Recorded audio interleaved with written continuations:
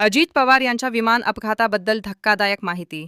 थेट मोठा संशय. दोन्ही पायलट आता राज्याचे उपमुख्यमंत्री. अजित पवार मुंबईहून बारामतीकडे निघाले असता बारामती विमानतळाच्या धावपट्टीच्या जवळ त्यांच्या विमानाचा भीषण अपघात झाला. या विमान अपघातात कोणीही जिवंत वाचू शकले नाही. अपघात स्थळावरील काही धक्कादायक व्हिडिओ देखील पुढे आली.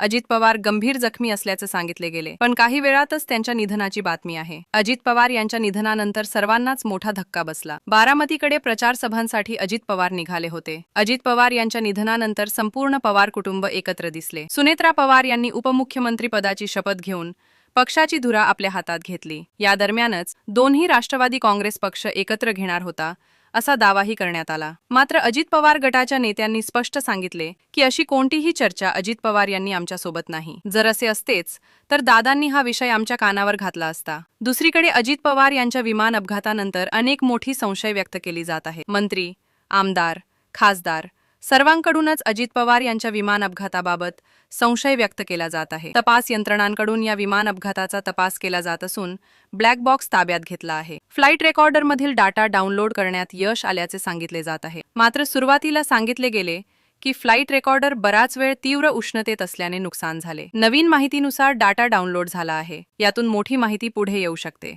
आमदार अमोल मिटकरी अजित पवार यांच्या विमान अपघातानंतर सातत्याने संशय व्यक्त करताना दिसत आहेत. त्यामध्येच त्यांनी आता नवीन प्रश्न उपस्थित केला. त्या विमानासाठी अगोदर नियुक्त असलेले पायलट आता कुठे आहेत असा प्रश्न त्यांनी केला. अमोल मिटकरी यांनी म्हटले की अजितदादांच्या विमानासाठी नियुक्त पायलट यश आणि साहिल मदन आता कुठे आहेत. ही दोन्ही पायलट अगोदर अजित पवार यांच्या विमानावर नियुक्त होते. 28 जानेवारी 2026 रोजी तेच अजित पवार यांच्या विमानाचे पायलट होते.